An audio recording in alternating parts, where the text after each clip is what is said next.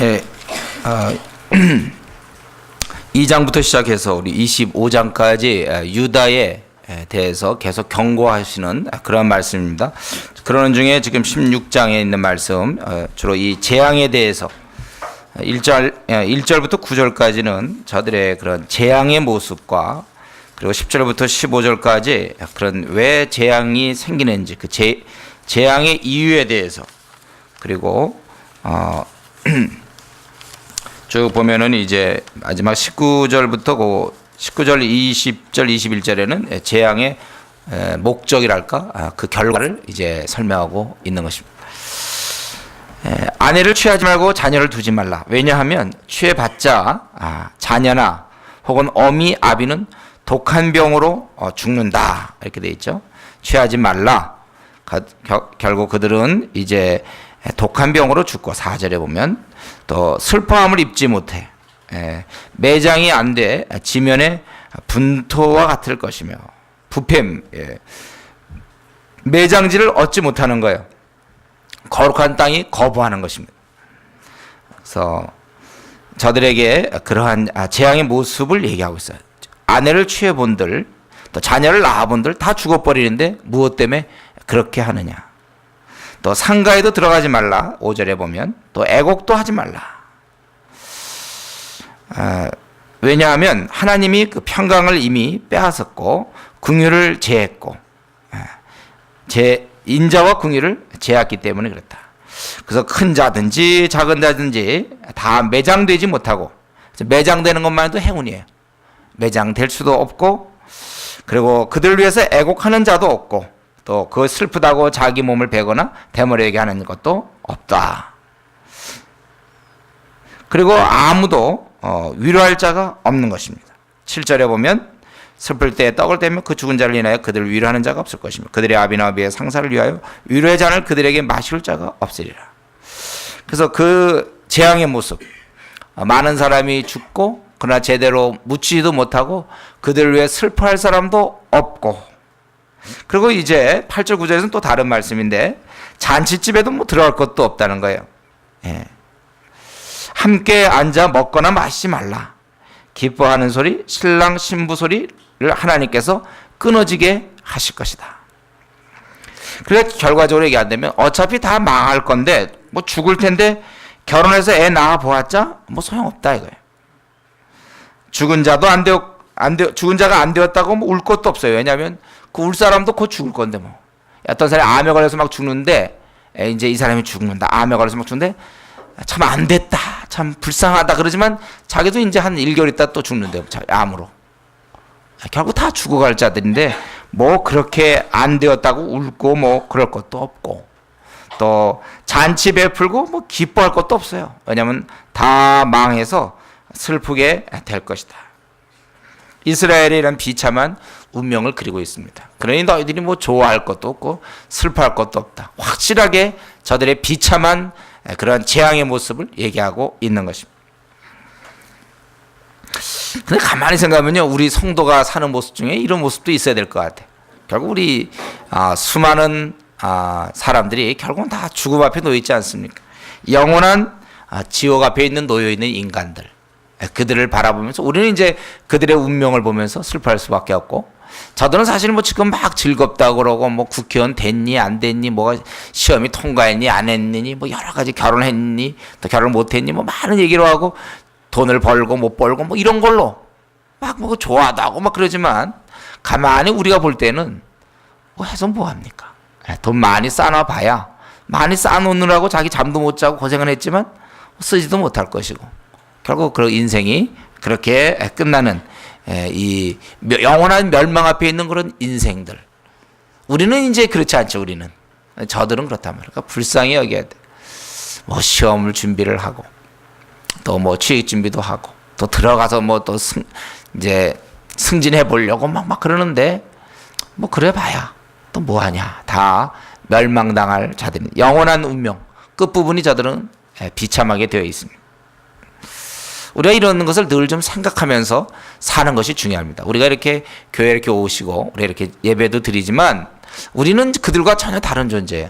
그래서 우리만 생각하지 말고 저 주님 모르는 자들은 지금 있는 이 본문과 마찬가지. 저들은 뭐 끝날 건데요. 뭐 박사학위 받았다고 좋아할 것도 없고, 승진했다고, 뭐 어떻게 했다고 해봐야 뭐 곧 영원한 멸망에 떨어질 자들인데. 반면에 이제 우리 하나님께서 거기 말씀하셨죠. 저들에 의해서 통곡하지도 말고, 왜냐하면 하나님이 평강을 빼앗으며 인자와 궁의를 제함이라고 그랬어요. 또 하나님께서 그 기뻐하는 소리라든가 또 이러한 신랑 신부의 소리들, 아주 좀 행복해하는 그런 소리를 다 끊어지게 하겠다, 그렇게 얘기했어요. 그래서 원래 이런 기쁨이라든가 행복, 뭐 평강, 인자, 궁율, 이런 거는 이제 하나님께서만이 주실 수 있는 거예요. 이러면서 우리가 하나님과의 관계를 잘해요. 우리가 있잖아요, 신앙생활 하다 보면 좀 당연히 생각하는 것들이 있어요. 우리 안에 있는 깊은 평강이라든가 만족, 기쁨, 희락 같은 것들. 근데 그걸 당연히 생각할 것이 아니고 굉장히 귀한 것입니다. 세상에서는 세상 사람들은 세상에 주는 거 가지고 행복하다, 불행하다고 얘기해서 로또 복권이 당첨되면 우악 행복하다. 그거 떨어지면 이제 안 되는 거고, 뭐가 안 되고 안 되고 안 되면 대학에 떨어지고, 또 뭐가 안 되고 또 안 되고 뭐 안 되고, 그러면 이제 불행하다 그래요. 오직 세상에서 주는 걸로만 먹고 사는 사람들이, 세상에서 주는 게 충족하면 행복하다 그러고 아니면 불행하다 그러는. 근데 사실은 그런 것이 아니라 사실 하늘로부터 오는 것이 실제로 큰 겁니다. 나머지는 작은 거예요. 사실 하늘로부터 오는 이런 내적인 것들 있지 않습니까? 기쁨이라든가 평강, 이런 건 암만 해도 세상에 주지 못해. 하나님의 그 인자하심, 하나님의 궁율. 그래서 여러분, 우리는 자꾸 우리가 이 땅에 살지만 시각을 바꿔야 합니다. 우리도 같이 세상 사람들처럼 세상에서 주는 거에 의해서 자기 자신을 평가해 볼 때 나는 좀 우울하다. 왜냐하면 뭐 시험이 안 됐기 때문에. 나는 우울하다. 왜냐하면 뭐 돈이 없기 때문에. 나는 참 괴롭다. 왜냐하면 키가 작기 때문에. 나는 참 우울하다. 왜냐하면 직위가 없기 때문에. 뭐 이런 식으로 말이죠. 이런 식으로 우리가 세상에서 나는 무엇을 얻지 못했다. 아직도 우리가 하늘나라의 백성인데 우리는 좀 하나님으로부터 오는 것에 의해서 우리의 좀 행불행을 논했으면 좋겠어요. 이 땅에서 세상 사람들이 논하는 그걸로 우리를 논한다는 건 좀 너무, 우리 자신을 너무 낮게 보는 거 아닌가요? 그러니까 세상 사람들은 세상 거 먹고 지내고 우리는 우리의 거 먹고, 그래서 하늘로부터 오는 평강을 맛보지 못할 때 우리는 불행해야 되며, 우리는 그래서 우울해야 돼요. 하나님의 인자하심을 자기가 맛본 것 같지 않을 때 우리는 참 낙심할 것이고, 우리는 좀 다르게 지내야 된다. 그때는요, 성도는 항상 기쁘게 살아야 되고 범사에 감사해야 되는데, 이 땅에서 어떤 걸 얻지 못했다든가 이 땅에서 어떤 걸 누리지 못하면 범사에 감사 안 합니다. 항상 기뻐 안 해요. 그럴 때 보면 꼭 세상 사람 같아. 그땐 변신한 거야, 변신. 완전히 하나님의 일꾼, 하나님의 백성이 싹 세상 사람으로 바뀌어갖고 세상 안에서, 그렇지, 그가 왜 교회에서 큰 소리 치는가? 사회에서 지위가 있기 때문에. 나는 사회에서 국회의원이거든요. 그 교회에서도 큰 소리. 하늘의 평강도 맛보지 못한 주제에 그런다. 왜 그는 우울한가? 그는 사회에서 뭐가 안 됐기 때문에. 그러니까 이 사회가 더 커. 어떻게 보면 하나님이 주는 거에 의해서 우리가 왔다 갔다 하는 게 아니라 사회에서 주는 거. 이 땅에서 먹고 살면서 이 나그네 길 한 7, 80년 사는 동안에 거 가지고 오히려 우리는 이 땅에서 주어지는 거 가지고 우리가 좌우된다는 사실. 이거 조금 정말 이거 좀 조금이 아니죠. 이거 많이 문제가 있죠. 우리가 그렇게 살지 않습니까? 최근에 한번 들어와 보세요. 최근에 한 6개월이면 6개월. 최근에 이걸 한번 돌이켜 보세요. 내가 왜 이렇게 힘이 빠졌습니까?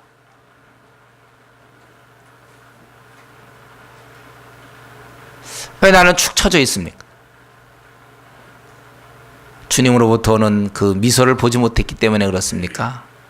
아니면 이 땅에서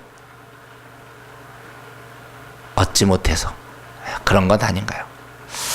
우리는 이 하나님 앞에서 하나님께서 지금 이들에게 재앙을 주시고 하나님이 이들에게 인자, 또 긍휼, 평강, 기쁨 이런 걸 다 뺏어가시고 이런 거 다 하나님으로부터 오는 거예요. 우리는 이런 면에서 좀 하나님으로부터 오는 것을 볼 수 있는 눈과 하나님으로부터 오는 것을 기뻐할 수 있는 그런 사람들이 돼야 되는 것입니다. 근데 제가 이렇게 말씀드려도 그냥 이 시간뿐이에요. 그렇게 우리도 해야 되는구나. 하늘로부터 오는 것에 의해서 우리가 좌우돼야 된다. 오늘 귀한 말씀 적자, 쓰자. 그래도 뭐 그 다음 월요일 아침 식사 후부터 똑같다니까요. 참 요거를 어떻게 이런 걸 어떻게 고쳐야 될지 저도 참 고민입니다. 고민인가요, 여러분도? 저만 고민인가요? 목사님만 고민하십시오. 네. 여러분도 고민이십니까? 아닙니까? 왜 이렇게 명확한 성경의 진리들을 그렇게 쉽게 잊어버리는지 모르겠어요, 우리가. 이들은 왜 재앙이 이렇게 저들이 재앙의 모습을 얘기하고 있는데 그 재앙의 이유가 무엇인가? 그것이 이제 10절부터 18절까지 재앙의 이유가 나오죠. 저들이 자기의 죄가 무엇이냐고 묻는다면 너는 이렇게 대답하라는 거예요. 뭐냐면 그 10절에 내가 이 모든 말로 백성이 고할 때 그들이 내게 묻기를 여호와께서 우리에게 이 모든 큰 재앙을 광포하시면 어찌미뇨. 우리의 죄악은 무엇이며 우리 하나님 여호와께 범한 죄는 무엇이뇨 하거든. 너는 그들에게 이제 대답할 때 뭐냐면 열조가 하나님 버리고 다른 신을 쫓아서 그 신을 섬기며 절하고 하나님을 버려 그 법을 지키지 아니했다. 이거 열조가. 그런데 이제 한술 더 떠서 너희가 그러한 열조보다 더욱 악을 행했다. 12절에 보면 악을 행하였도다. 이제 너희는 각기 악한 마음대로 행하고 하나님을 청정하지 아니하므로 그래서 내가 13절에 이 땅에서 쫓아내어 너희가 알지 못한 땅에 이르게 하고 너희가 원하는 대로 주야로 다른 신을 섬길 것이다. 내가 이제 은혜를 베풀지 아니하겠다. 그렇게 얘기했어요. 저들이 이런 재앙을 당하면서도 물어봐요. 우리가 무슨 죄를 졌는가? 죄를 짓고도 모를 정도로 저들은 둔해져 있는 것입니다. 그래서 하나님께서 저들에게 그 죄를 알려주시죠. 그것은 너희가 열조들이 잘못했는데 너희들은 한술 더 떠서 더 악하게 되었다. 그리고 이 재앙의 정도가 아주 심하다고 얘기하고 있죠. 14절 15절에 보면 이제는 애굽 땅에서 인도내신 여호와의 사심으로 맹세하지 아니하고 뭐라고 맹세하냐면 이스라엘 자손을 북방 땅과 그 모든 쫓겨났던 나라에서 인도해내신 여호와의 사심으로 맹세하리라. 그러니까 미래에 저들은 이제는 북방 땅과 그 모든 쫓겨났던 나라라고 돼 있어요. 훗날 저들이 이제 맹세할 때 그렇게 우리를 불러주신 이 말 속에는 이제 저들이 반드시 쫓겨날 것을 전제하고 있는 것입니다. 그러니까 더 고통스럽고 소망이 전혀 없어요. 왜냐하면 한 나라가 아니라 그때는 다 흩어져 버려. 노예로 잡혀가서 이제 그런 고난을 그렇게 할 것이다. 내가 그들을 그 열정에 준 그들의 땅으로 인도해 드리라. 아마도 이것은 신실한 자들 때문에 또 하나님은 약속을 그러나 어기진 않았기 때문에 이스라엘 민족을 다시 받아주는 이제 그런 것입니다. 저들이 이렇게 징벌을 당하는 이유를 설명하고 그리고 아주 중요한 것은 이런 징벌에 대한 그 이유 이런 것을 결국 하나님께서 다 보고 계시기 때문에 결국은 당할 수밖에 없다는 것입니다. 16절부터 18절까지 보면 이들이 아무리 속이려고 해도 다 은폐하려고도 안 된다는 거예요. 그래서 17절에 내 눈이 그들의 행위를 감찰함으로 그들이 내 얼굴 앞에서 숨김을 얻지 못하며 그들의 죄악이 내 목전에서 은폐되지 못하리라. 내가 위선 그들의 악을과 죄를 배나 갚을 것은 그들이 그 미운 물건의 시체로 내 땅을 더럽히며 그들이 가져간 것은 내 산업을 가득하게 하였습니다. 그래서 결국은 죄를 가만히 보니까 결국 두 가지인 걸 알 수 있죠. 여기서 저들의 죄에 대해서 물어보니까 결국 하나님 말씀에 청정하지 않는 것과 이건 동시에 벌어지는 건데 우상을 저들이 숭배하는 것이죠. 이건 뭐 여러분 새롭게 듣지 마십시오. 이스라엘의 죄는 하나님 말씀을 청정치 않는 것과 우상 숭배구나. 뭐 이런 거에 대해서 아주 뭐 옛날 옛적 얘기 그리고 그들의 아주 특별한 인간이나 할 수 있는 그건 이스라엘 민족이나 할 수 있는 뭐 그런 식으로 여러분 생각하지 말란 말이에요. 이게 지금 오늘날의 그 모습 아닙니까? 오늘날 우리가 하나님 말씀을 잘 순종하지 않고 우상 숭배라는 것은 내가 하나님 외에 더 마음을 빼앗기는 오늘날 얼마나 우리 한국 교인들이 이렇습니까?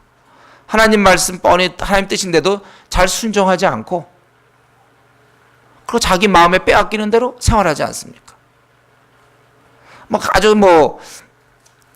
아주 금방 드러나는 게 뭡니까? 우리 하나님 예를 들어서 예배 문제만 하더라도 주일 예배 같은 것도 자기가 마음이 그냥 늦잠 자고 안 오고 이러는 거 아니에요. 또 자기가 원하는 거 있으면 그거 하느라고 교회 안 나오고. 지금 우리나라에 그런 성도가 무척 많습니다. 교인들이 제대로 그냥 주일도 예배 드리고 싶을 땐 드리고 아니면 친구 만나면 그냥 가버리고 다 그런 식이에요.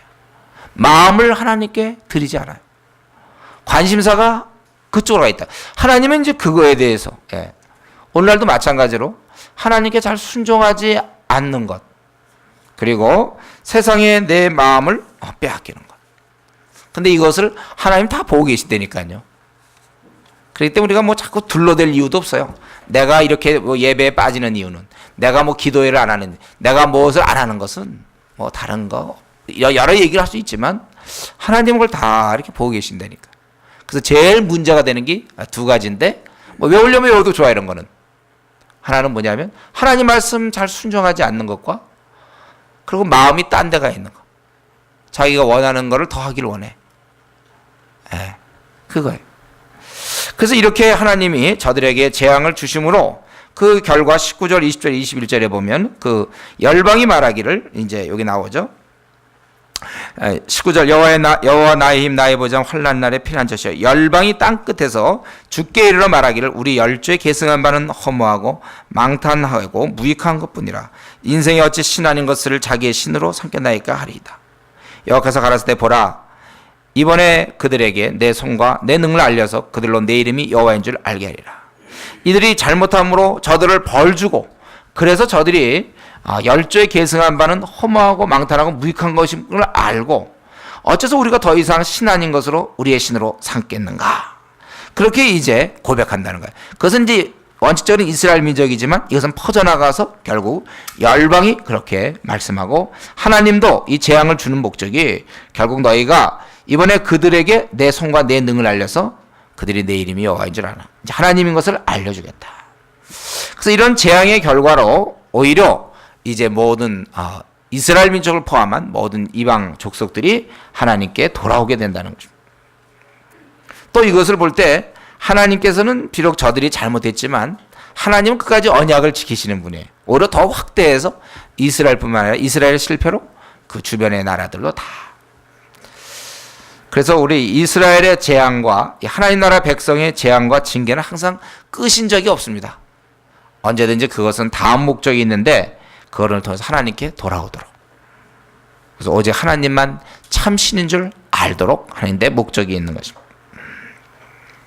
그래서 예레미야는 이제 이렇게 선지자로서 이것을 자꾸 얘기하는 거예요. 준비시키고 있는 거죠.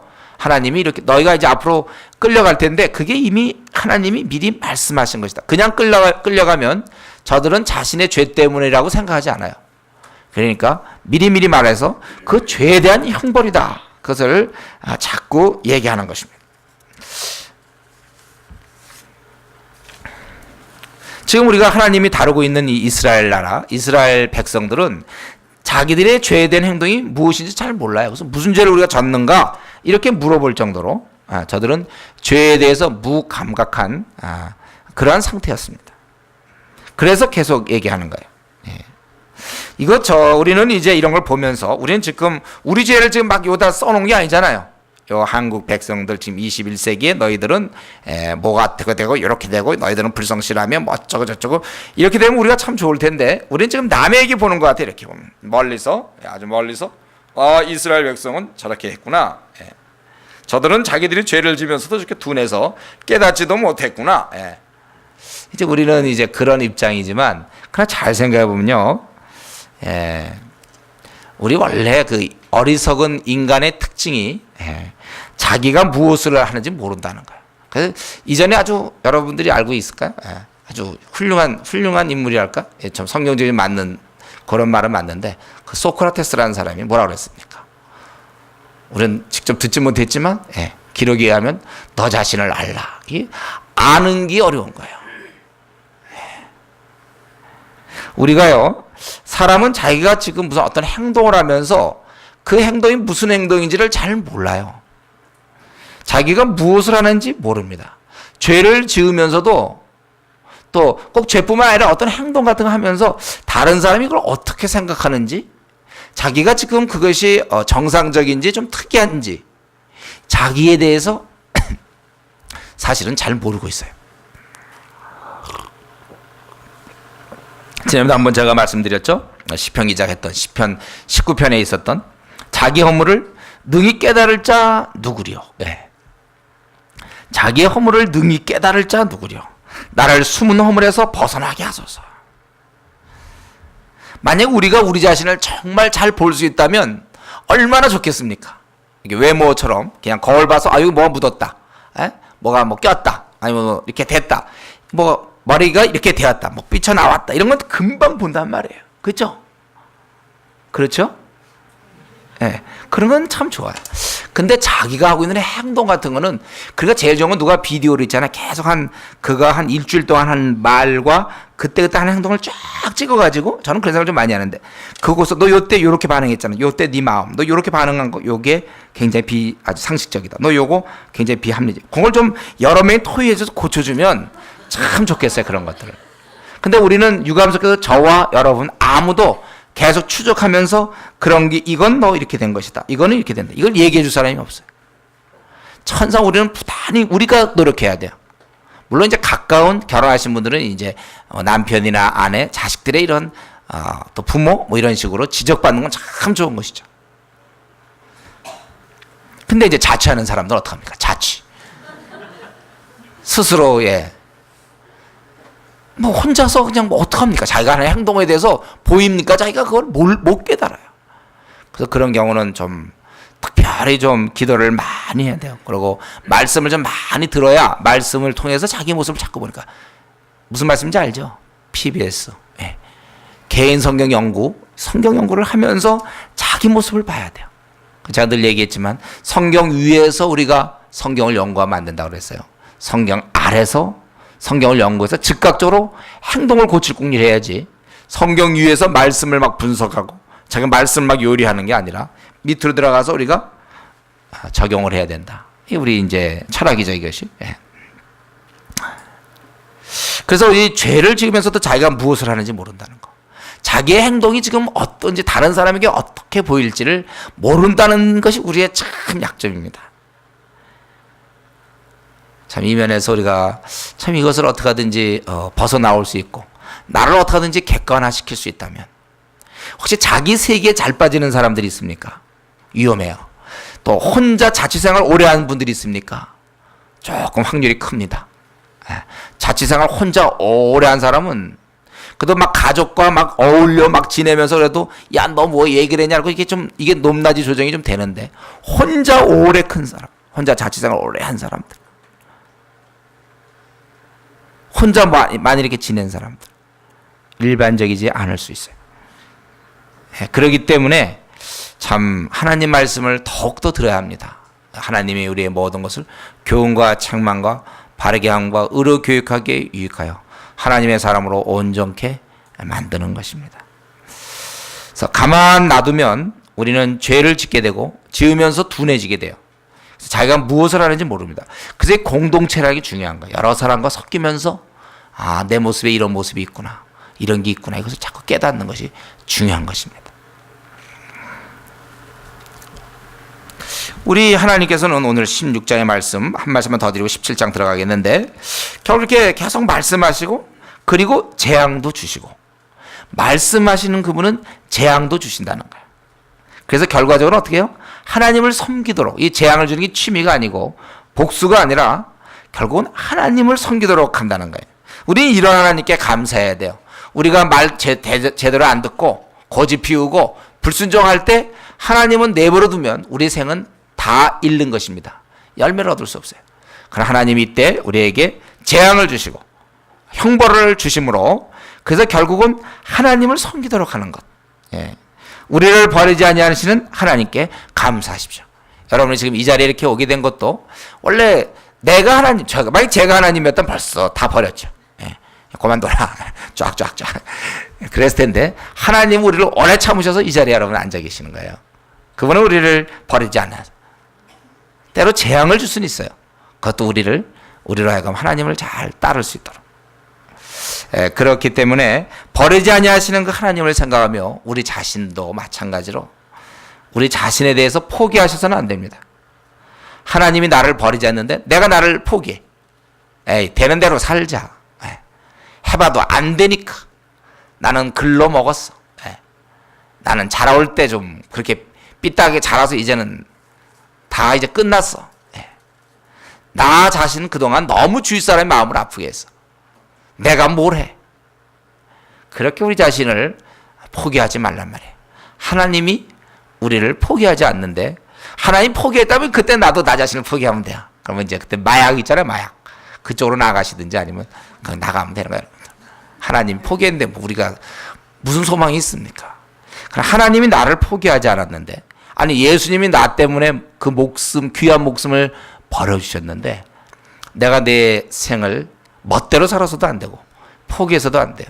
주님이 마련해 주신 삶 아닙니까? 자기의 삶을 버려서 마련해 준 거예요. 그러니까 주님이 계속 살 건데 자기 생을 끝내주시고 네가 대신 살아라. 자기 생을 희생하고 제물로 하나님께 드림으로써 마련한 내 삶. 40년 남았습니까? 50년 남았습니까? 30년 남았습니까? 우리 이 삶을 지금까지 어떻게 살았는지 관계없어요. 우리는 지금부터라도 잘 살아드려야 돼요. 이거 억울해요. 이건 이 삶을 못 살아도 돼요. 그럴 바엔 주님이 재물을 드리지 말았죠. 주님이 재물 드려서 주님의 목숨을 벌어서 하시는 삶인데 내가 이렇게 불성실하게 살면 되겠습니까? 내가 뒤죽박죽 살면 되겠습니까? 막 좋아하다가 또 밑으로 푹 가라앉고 말이죠. 그런 건 저 놀이터 가면 이제 무슨 청룡 열차인가 뭐 이런 열차는 그렇게 쭉 올라가 쭉 내려오고 막 이러지만 내 생을 꼭 그렇게 좀 스릴 있게 살 필요가 있겠습니까?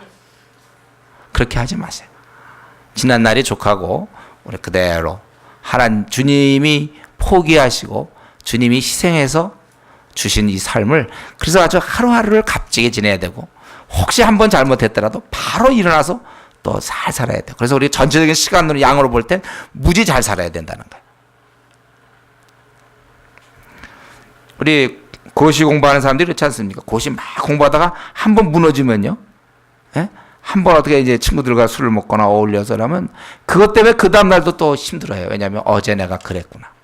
그러니까 또 그래서 그날 못 보면 그 다음날 또 마찬가지예요. 그래서 슬럼프라는 게 있잖아요. 쭉 빠지는 거. 그래서 성도들은 그랬으면 안 됩니다. 우리는 종합적으로 그 전체 만약에 365일 중에 며칠을 성공했는가 그 점수거든요. 며칠을 성공했는가. 그냥 우리가 한번 넘어져서 빨리 일어나야 돼. 제가 지금까지 신앙생활한 비결이 그겁니다. 넘어져도 그냥 빨리 일어나는 비결. 빨리 일어나기 때문에 저는 넘어져 있는 시간이 뭐 다른 사람 비슷해요. 저도 넘어지는 거 다 비슷한데 저는 넘어지는 시간이 짧았어요. 그냥 빨리 일어나니까. 우리 자신에 대해서 포기하지 마시고 빨리빨리 일어나시고 그리고 동시에 우리가 그래서 주위 사람에 대해서도 이제 오래 참는 것입니다. 우리가 오래 참아야 돼. 주위 사람에 대해서. 왜냐하면 하나님이 오래 참으셨거든요. 우리에 대해서. 그래도 주위 사람에 대해서 오래 참고 인내로서 열매 맺는다는 말씀처럼 우리가 그래야 될 것입니다. 이제는 재앙의 이런 여러 가지 모습 결국 돌아오라고 하는 것이고 이제 이들에 대해서 이스라엘 민족에 대해서 저들에게 이 죄와 또 생명에게를 다시 한번 순종과 불순종에 대해서 또 말씀하고 있는 것입니다. 그래서 1절부터 거의 4절까지 보면 이스라엘의 죄, 그래서 형벌을 당하는 그런 모습. 죄가 아주 심각하다는 것이죠. 철필로 다이아몬드 끝으로 마음판과 단뿔에 그들의 죄를 새겨졌다. 그 정도로 아주 심각하다는 거예요. 그들의 마음은 항상 어디 있냐면 우상의 단과 아세라를 생각하는도다. 그래서 결국 이런 죄 때문에 저들은 형벌을 당하고 그러니까 죄로 인해 네 모든 재산이 노력당하며 기업을 잃게 되고 알지 못하는 땅에서 네 대적을 섬기게 될 것이다. 하나님을 섬기지 않고 이방 신을 섬겼던 그들은 이제 이방 땅에 가서 결국 그 대적에게 종노릇하게 된다는 거예요. 이는 너희가 하나님의 노를 일으킵니다. 여기서 보면 4절에 보면 내가 네게 준 네 기업이라고 그랬어요. 하나님이 저들에게 주신 겁니다, 원래. 그러나 저들이 이제 죄를 범함으로 빼앗긴다. 그래서 그 5절부터 18절까지 보면은 그냥 기본 원리가 있죠. 이 저주와 아니면 복받는 그 갈림길에 대해서 얘기하고 있습니다. 저주의 길은 5절 6절에 있는 것처럼 사람을 믿으며, 그러니까 사람을 의지하는 거게 되겠죠. 무릇 사람을 믿으며 하나님보다는 사람을 믿고 혈육으로 그 권력을 삼고 마음이 하나님께 떠난 사람, 그는 좋은 일을 보지 못하고 사람이 거하지 않는 땅에 거하게 되고, 반대로 7절 8절에 보면 하나님을 의지하는 자, 그러나 무릇 여호와를 의지하며 여호와를 의뢰하는 그 사람은 복을 받을 것이라. 그는 물가에 심규 나무가 그 뿌리를 강변에 뻗치고 더위가 올지라도 두려워 아니하며 그 잎이 청정하며 가무는 해에도, 이 가뭄의 해에도 걱정이 없고 결실이 그치지 아니한 같으리라. 그래서 이 저주와 축복, 이것은 인간이 어떻게 할 수 있는 일이 아니라 오직 하나님에 의해서 되는 것이고, 하나님을 의지하는 자는 승리한다. 그렇게 이제 저주와 복이 있는데도 불구하고 사람들은 어떻습니까? 9절부터 13절까지 보면 사람들은 이 축복의 길이 있는데도 저주의 길로 가요. 그래서 사람들이 만물보다 거짓되고 심히 부패한 것은 마음이라 누가 능히 이를 알려마는 나 여호와는 심장을 살피며 폐부를 시험하고 각각 그 행위와 그 행실대로 보응하나니 불의로 치부하는 자는 자고새가 낳지 아니하나를 품은 같아서 중년에 그것이 떠나게 필경은 어리석은 자가 되리라. 영화로우신 보좌여, 원시부터 높이 계시며 우리의 성소시며 이스라엘의 소망이신 여호와여, 무릇 주를 바라는 자는 다 주를 버리는 자는 다 수치를 당할 것이라. 무릇 여호와를 떠나는 자는 흙에 기록이 되오리니, 이게 생명책 하늘에 기록되어야 되는데 흙에 기록된다. 이는 생수의 근원이신 여호와를 버림이니라. 이런데 사람들이 결국은 이 말씀은 거짓되고 심히 부패하다는 거예요. 이 축복의 길, 하나님을 의지하는 길로 가야 되는데 사람들은 거짓돼요. 심히 부패해서 10절에 있는 것처럼 하나님은 그걸 다 아시고 행위대로 보응하시는 분이시다. 저주를 저들이 스스로 자초하는 거죠. 저들은 거짓되고 심히 부패하고 또 불의를 행한다고 그랬어요. 오히려 불의로 재산을 쌓는 자예요.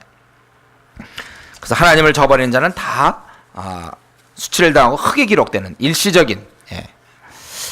그렇지만 14절에 하나님을 의지하면 축복을 받는다는 거예요. 여호와여 주는 찬송이시오니 나를 고치소. 그리하면 내가 낫겠네. 나를 구원하소. 그리하면 내가 구원하리라. 원래 하나님을 의지하면은 이제 복을 받게 되는데 지금 선지자는 굉장히 곤고한 중에 있죠. 그래서 나를 고치시고 구원하소서. 현재 너무나 어려운. 저들이 조롱하기를 여호와의 말씀이 어디 있느냐 이제 임하게 할지어다 하나이다. 이미 벌써 얘기를 했는데도 불구하고 임하게 하라. 그러니까 원래 하나님을 의지하면 축복을 받습니다. 앞에 원리에 의하면. 그러나 이 선지자는 굉장히 고난을 당하는 거예요. 그러는 가운데서 그러면 선지자는 어떻게 했는가? 그럼에도 불구하고 그는 목자의 직분에서 물러가지 아니하고 주를 쫓는다. 자기가 선지자 되는 것에서 물러나지 아니하고 또 재앙의 날에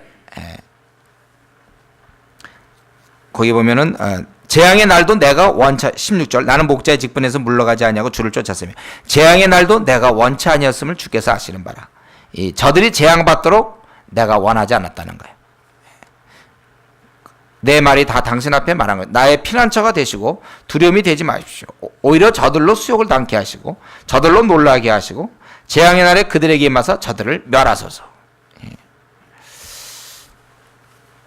이제 우리 그 원칙으로 따진다면 우리가 하나님을 순종하면 축복이고 하나님께 불순종할 때 참 저주며 재앙인데 이스라엘 민족은 거짓되고 부패되어 있고 불의를 행하고 이에 비해 선지자는 바르지만 많은 사람이 어려움을 겪고 있을 때 그는 끝까지 자기의 그 신앙대로 자기가 해야 될 일을 하겠다고 그렇게 얘기하고 있는 것입니다. 이 온 백성을 향해 싸우는 선지자는 심히 위축당해 있고 두려워하는 것입니다. 다만 그는 물러나지 않았다는 거예요. 그래서 이렇게 함으로써 결과적으로 하나님을 의지하는 자는 결국 축복을 받는구나. 그것을 알리고 있는 것입니다.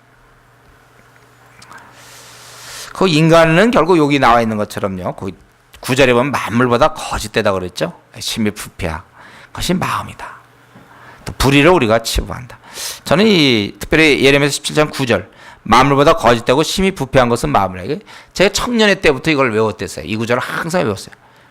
우리가 조심해야 될 것은 나라는 존재는 원래 거짓되고 부패한 가운데서 그런 몸뚱아리, 죄덩어리를 가지고 주님을 섬기고 있다는 사실, 경계를 늦추면 안 돼요. 우리는 언제든지 거짓됩니다. 부패돼요. 그러니까 우리가 이것은 늘 이런 자신인 걸 알고 주님을 섬겨야 돼요.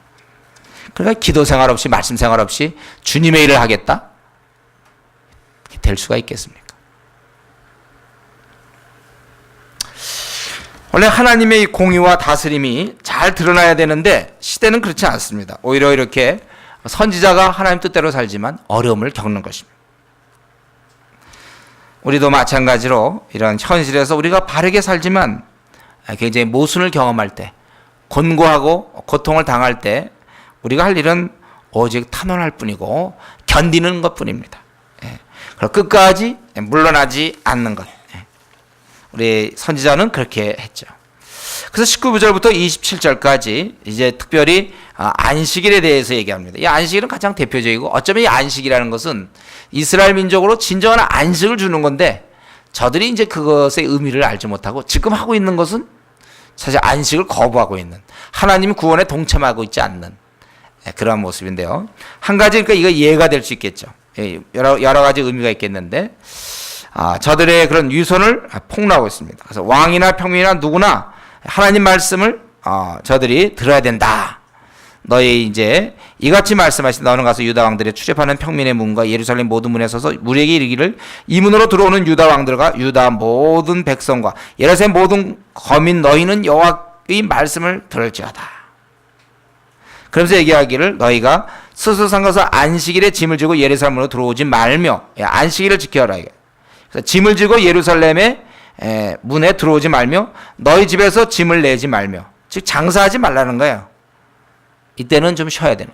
이날은 이제 하나님의 안식에 동참하고 우리에게 구약시대 때는 미래 올 그 안식, 바로 메시아 시대의 그 안식, 그걸 생각하는 것이고 우리는 이미 안식에 들어선 사람들이죠. 이건 이제 나중에 한번 강의를 해야 될지 몰라요. 안식일과 주일에 대해서 한번 어떤 관계며 어떻게 우리가 깨달아야 될지, 신학적 문제는 어떤 것인지 한번 필요하다면 이제 적당한 때 한번 강의한다 치고요. 이때 어쨌든 구약시대 때는 안식일에 우리가 아무것도 하지 말고 그때 해야 될 일은 뭐냐면 거룩해 해야 된다는 거예요. 그래서 22절에 너희 집에서 짐을 내지 말며, 장사하지 말라는 거죠. 아무 일이든지 하지 말아서 내가 너희 열정에 명함같이 안식일을 거룩히 할지어다. 그들은 청정치 아니하며 귀를 기울이지 아니하며 그 목을 곧게 하여 듣지 아니하며 교훈을 받지 아니하였느니라. 여기 보니까 청정치 아니하며 귀를 기울이자면 그 목을 곧게 하여 듣지 아니하며 교훈을 받지 아니했다. 이것은 무심코 거역하는 게 아닙니다. 의지를 갖고 거역하는 거야, 저들은. 그래서 만일 이것을 실행한다면 24절부터 26절까지 보니까 너희가 만약에 이것을 실행하면 왕과 방백과 거민이 여기 만약에 너희가 이것을 이렇게 시행한다면 25절에 보면 왕들과 방백들이 병거와 말을 타고 이 성문으로 들어오되 그들과 유다 모든 백성과 예루살렘 거민들이 함께 그리할 것이요 이 성은 영영이 있을 것이며. 그래서 자유롭게 성문을 출입한다는 것이고 이 성은 영영이 보존되며 또 모든 자들이 와서 하나님께 제사와 경배를 드린다. 26절에 유다 성읍들과 예루살렘에 둘린 곳들과 베냐민 땅과 평지와 산지와 남방에 이르러서는 번제와 희생과 소제와 유향과 감사 희생을 가지고 여호와의 집으로 오려니와 만일 너희가 거역하면 예루살렘의 불을 놓아 꺼지지 않게 하리라. 그렇게 우리 하나님께 다시 한번 분명하게 저희들이 하나님 말씀, 안식일을 지킨다는 건 하나님 말씀에 순종한다는 거거든요. 순종하면 이렇게 하겠지만 거역하면 너희들은 그렇게 하겠다. 우리 하나님 말씀은 굉장히 분명하죠. 모호한 게 없습니다. 복잡지 않아요. 순종하면 복 받는 것이고 대적하면 멸망당한다는 거예요. 그래서 안식일을 거룩히 지키라고 명함으로써 구체적으로 저들이 장사하던 것을 금함으로 그동안 그들이 계속해왔던 저들의 그런 죄악과 잘못을 드러내고, 그래서 저들이 자기들은 하나님 말씀을 잘 지킨다. 이제 그것을 깨기 위해서 이제 저들이 가장 대표적이고 또 이 안식일은 이제 여러 가지 신학적 의미가 있는데 그것을 말씀하신 것입니다. 그래서 오늘 이 17자나 16자나 17자나 결국 같은 말씀을 하고 있다는 걸 여러분 알 수 있어요. 아주 단순하고 명백한 건데 순종일 때는 축복이요 아닐 때는 형벌이다. 예. 바로 그 점이에요. 예. 이거는요 지금 예레미야서에만 나오는지 아세요? 이사야, 에스겔, 또 다니엘, 뭐 어디 스바냐, 스가랴, 학개, 나훔, 뭐 어느 거든지 다 창세기, 출애굽기, 레위기, 민수기, 여호수아 다 나와. 또 무슨 사무엘상 나오고 사무엘 하도 나오고, 예. 요한계시록에도 나오며 갈라디아서도 나오고 로마서도 나오고 다 나오는 거예요. 너무나 아주 간단해. 성경의 메시지는 내가 순종하면 하나님께 참 하나님 기뻐하시고 우리가 복받는 자고, 불순종하면 하나님이 그를 기뻐하지 아니하시고 우리가 죄를 짓게 되는 것이고, 바로 그겁니다. 그래서 지금까지 혹시 졸거나 또는 지금까지 딴 생각이 들었거나 아니면 예레미야서 처음 봤기 때문에 무슨 말인지 나는 모를 거라는 확신 속에서 그냥 멍하게 있었거나, 지금 이 시간 결론은 같으니까 이거만 잘 들으시면 돼요. 뭐냐면 순종하면 하나님이 기뻐하시고, 불순종하면 하나님께 우리가 죄를 범하는 것이 된다. 네, 요게 이제 결론이란 말이에요. 네. 그럼 이제 간단하죠. 우리가 그 다음 얘기할 건 뭡니까? 그럼 목사님, 예, 순종하면 되겠네요. 예, 그래요. 순종하면 돼요. 근데 제가 지금까지 성경을 연구하면서 성경에서 나타난 우리가 제일 하기 어려운 일, 이게 바로 순종이에요. 불순종은 요건 잘할 수 있어. 우리는 이거는 뭐 그냥 있으면 우리 불순종할 수 있어요. 근데 진짜 어려운 게 순종입니다. 왜냐하면 아담 하와의 근본적인 죄가 뭡니까? 열매 따먹는 거? 근본적으로 따먹는 게 죄다? 네. 분명히 여러분 아시죠? 그건 따먹는 게 죄가 아니고 따먹는 그 행위, 그 불순종이란 말이죠. 그래서 우리는 그때 이후로 인간이 날릴 수 없는 거와 마찬가지로 인간은 근본적으로 순종할 수 없는 존재가 되었다는 거야. 근본적으로 우리가 이것은 주님의 은혜로 구원받았지, 주님의 은혜로 우리가 딱 예수 믿는 순간 완전히 그냥 불순종하던 데서 순종으로 딱 바뀌는 어떤 그런 체질적 변화, 그런 게 아니에요. 여전히 그 불순종의 속성을 그대로 갖고 있습니다. 이걸 이제 날마다 이걸 처복종시키는 거죠. 그래서 우리에게 진짜로 어려운 거, 다시 한번 성경은 누누이 얘기하지만 순종이 제일 어려운 거예요. 그래서 우리 결혼했을 때 보니까 아내들이여 남편에게 복종하라. 이게 맨정신에 안 되는 거라고 그랬죠, 제가. 성령의 능력 없이 안 되는 거라고 했어요, 순종하는 거. 위에 성경에 보면은 우리 젊은 자들에게, 장로들에게 순복할 것을 얘기하고 있죠. 그게 안 되니까 그렇게 얘기하는 거예요. 자식들에게 부모에게 순종하라. 잘 안 되거든, 이게. 우리는 근본적으로 자기가 자기를 잘 통제 못 하는데, 자기도 자기에게 잘 순종 안 하는데, 자기가 그러한 내가 뭐 하나님에게 순종합니까? 순종하는 것, 지금 이스라엘이 결국 실패한 건 뭐예요? 아담이 실패한 것도 그랬지만 결국 이스라엘이 실패한 게 결국 뭡니까? 불순종 때문에 실패한 거 아닌가요?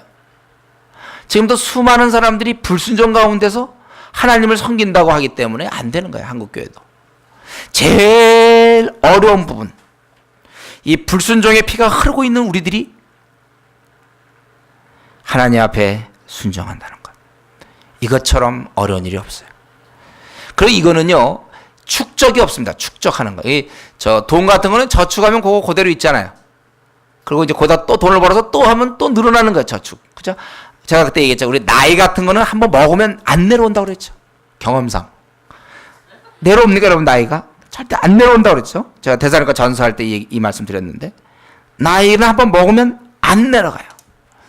그런데 내 신앙은 절대로 그렇게 돼 있지 않습니다. 내려가요.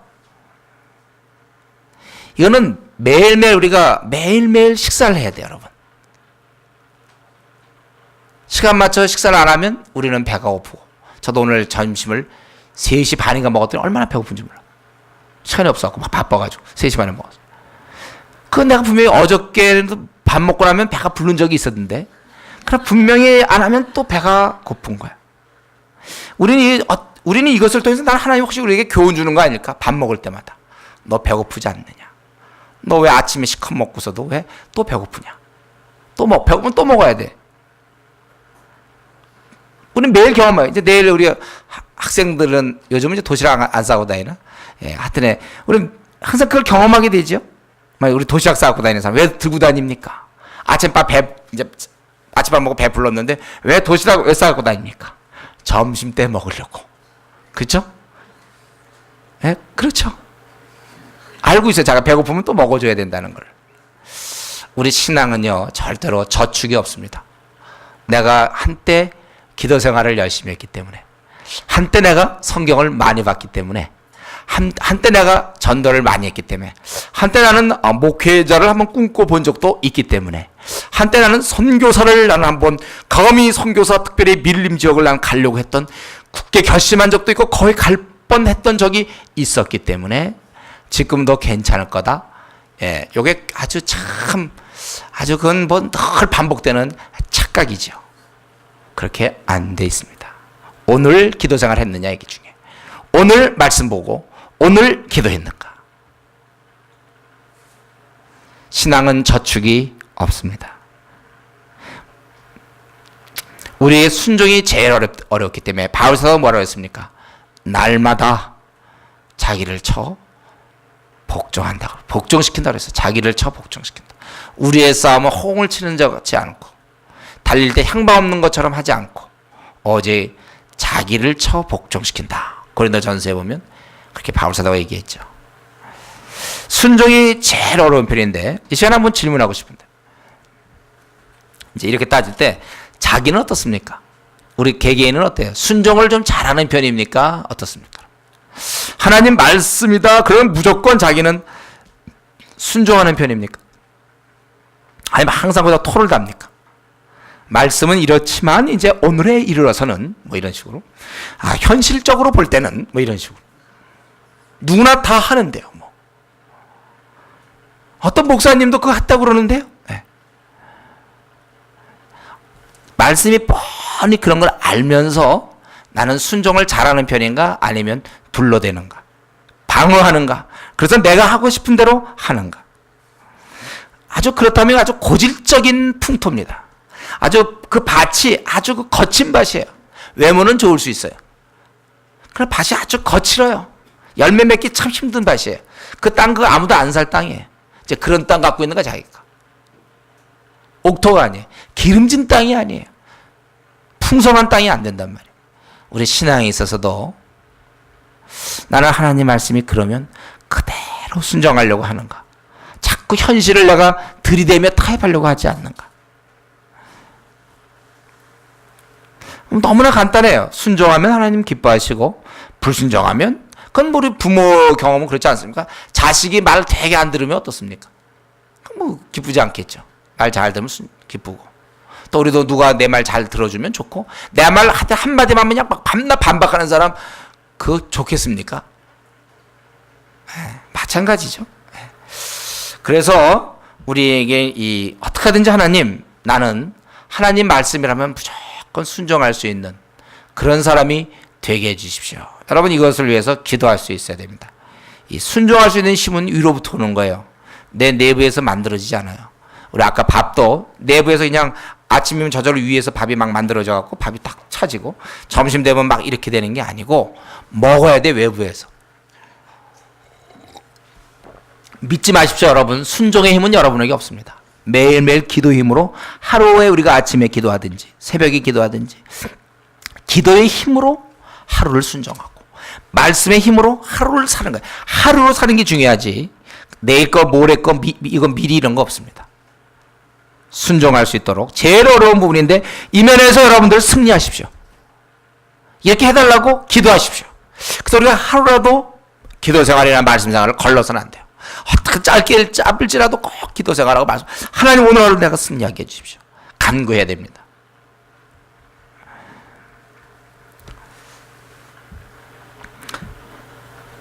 지금 우리 한국교회에 다른 말씀이 필요 없어요. 회개해서 순종하는 거, 그게 제일 귀한 것입니다. 한 말씀만 더 드리고 말씀을 이제 마치겠는데, 결국 여기 보니까 우리가 이렇게 여러 가지 행하는 모습들, 이것이 다 하나님과 직접 연결되지 않습니까? 예. 하나님께 내가 이런 말씀에 따라 순종하거나 또 하나님께 내가 불순종하는 이런 모든 것이 결국은 하나님께 연결되더라고요. 우리가 지금 이렇게 교회 생활하지 않습니까? 또 우리가 뭐 노방전도를 한다, 나온다 안 나온다, 그게 어떻게 보면 조장이 보고해서 목사님이 알고 있다 모른다, 이건 낮은 차원이고 우리가 하고 있는 이 모든 걸 하나님이 보고 계시다는 사실이에요. 우리 신앙생활은요, 예, 우리가 비록 이 땅에 거닐며 대한민국의 조그만 땅에 우리가 거닐고 있지만, 그럼 내가 하고 있는 이 행동이 놀랍게도 온 우주의 왕이신 그분께 우리가 하는 행동이 된단 말이에요. 내가 남을 미워하는 것이 하나님께 범죄하는 것이 돼요. 내가 남에게 이렇게 잘 대해주는 게 하나님께 잘하는 것이 된단 말이죠. 내가 정말 기도 생활하고 내가 말씀 보고 이런 것이 이 땅에서 내가 기껏 해봐야 내가 요거 보고 있는 중인데 요게 고스란히 하늘에 올라간다니까요. 하나님 앞에서 내 기도 생활이며 내 말씀 생활이라는 거예요. 내 노방전도며 내가 영구원하는 이 문제가 하나님 앞에 그대로 이루어진다는 사실. 우리가 이 땅에서 하나님을 섬길 수 있음을 거리적으로 자꾸는 멀리 떨어졌다고 생각할지 모르지만 그걸 명심해야 됩니다. 내가 하는 행동, 내 하는 말, 나의 사람에 대한 태도가 바로 하나님 앞에서 하는구나. 그렇기 때문에 우리는 더 근신해야 합니다. 그래서 우리가 이런 면에서 잘할 수 있는 자가 되도록 그렇게 해야 돼요. 물론 우리는 죄 용서를 받죠. 내가 잘못해놓고 하나님께 기도하면 하나님 용서해줘요.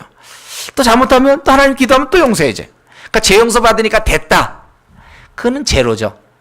더 이상 뭐 열매를 맺어야 될 거 아닙니까? 그저 죄를 짓고 거기서 머뭇거리고 거기서 그냥 주저앉으면 그건 참 나빠요. 그래서 내가 죄를 짓고 용서를 구하는 건 그건 참 좋은 일입니다. 그러나 그보다 더 좋은 일이 뭡니까? 열매를 맺어야죠. 하나님께 뭔가 이 플러스 되는 일을 해야지. 밤낮 내가 죄나 안 짓고 있으면 그걸로 만족하면 됩니다. 그러다가 죄나 안 짓고 있으니까 됐다. 그 죄 지면 빨리 회개해서 또 다시 제로로 간다. 그럼 뭡니까 그게? 예? 하나님을 우리가 섬김에 있어서 하나님 분명히 우리에게 건강을 주시고 시간을 주셨는데, 그 시간에 내가 그 시간을 통하여 사람들을 하나님께 이끌며 또 어린 자를 돌보고, 내가 그 시간을 통하여 세계 선교를 내가 이루고, 뭐 이렇게 해야지 되는 거지. 그 시간 동안 나는 죄를 짓지 않았다. 그 한 달란트 받은 사람이 땅에다 묻어놓고 있잖아. 달란트, 동전이라든지 뭐든지, 달란트가 어쩌면 약간의 개념일지 모르겠지만 어쨌든 그런 거 있으면, 화폐든지 뭐 있으면 그거 그대로 있었습니다. 예. 우리 하나님 우리에게 100만 원을 줬는데 숲에 100만 원 줬으면 그거 가지고 이제 한번 장사해서 일을 남겨라. 그거 그냥 그대로 수건에 싸고 간직하고 있다가 3년 뒤에 어떻게 됐냐면, 그냥 보십시오. 100만 원 그냥 여기 이름도 까먹지 않고 그냥 그대로 놨습니다. 하나님 우리에게 시간 주시고 건강 주시고 아직 생각할 수 있고 언어가 되고 볼 수 있는 시각을 주시고 말할 수 있는 힘을 주시고 걸어 다닐 수 있게 하실 때 이걸 통해 뭔가 열매를 맺어야지. 나는 이렇게 시간 주시고 또 볼 수 있게 하시고 또 에너지 주시고 기회 주셨대. 죄 안 졌습니다. 예, 만세. 죄를 안 졌거든요. 죄를 안 졌습니다. 그럼 뭐 만세입니까 그게? 지금 우리 죄를 안 지으라고 하나님이 이 땅에 보내신 목적이 뭐냐면, 죄 안 짓고 어떻게든지 버텨보도록 살라고 이 땅에 보냈습니까? 그게 아니라 우리가 열매를 맺어야 돼요. 여기 보면 이들이 하나님 앞에서 했던 행동은 다 하나님 것이 하나님 앞에 하는 것이 되고, 우리가 이런 면에서 하나님 앞에 우리가 바르게 행동하고 우리가 칭찬받을 수 있는 일들, 열매를 맺을 수 있는 일을 하면서 우리 나그네 길을 보내야 되겠습니다. 어느새 6월인데 이제 우리 또 벌써 2003년도도 이렇게 많은 시간이 지났습니다. 저는 오늘 메리 크리스마스를 생각해 봤어요. 메리 크리스마스. 기회가 돼서 그 생각이 됐는데 얼마 안 남았더라고요. 항상 즐겁죠, 메리 크리스마스 생각하면. 예. 이제 그때를 생각하면 또 우리가 열매를 맺어야 돼요. 우리가 이 나그네 길에서 하나님 앞에 허송세월하지 아니하고 주의 말씀 잘 순종하면서 열매를 맺는 우리 귀한 성도님 되기를 바랍니다. 같이 한번 이 시간에 우리 같이 기도했는데, 우리 하늘로부터 오는 이런 평강과 인자와 긍휼과 기쁨, 이런 모든 것에 대해서 우리가 재앙을 당할 것이 아니라 오히려 이런 것을 누리는 사람, 또 이런 걸 누리는 사람이 자꾸 땅에서 주는 것으로 우리가 오락가락해서는 안 되겠습니다. 또 우리가 하나님께 순종하는 것, 이게 가장 어려운 일인데, 이런 면에서 우리가 정말 하나님 내 밭을 바꿔주시고, 이것은 매일매일 하나님 주시는 힘으로 순종이 가능한 것입니다. 우리가 얼마나 불순종이며 얼마나 우리 자신이 살아있는지 몰라요. 매일매일 자신을 쳐 복종해서 하루를 이기시면 됩니다. 하나님께서 우리를 포기하지 않았는데 우리가 우리 자신을 포기하는 일이 없도록, 우리 이웃을 포기하는 일이 없도록 우리가 그렇게 끝까지 우리가 해야 될 것이고, 또 우리 선지자는 이런 어려운 가운데 물러나지 아니하고 자기가 바른 방향을 잡았다면 하나님께 어려울 때 탄원하면서 끝까지 뒤로 물러나지 않았는데, 우리가 삶 속에서도 그렇게 하며 어쨌든 우리 삶이 열매를 맺을 수 있도록 이 시간 같이 통성으로 한번 같이 기도하겠습니다.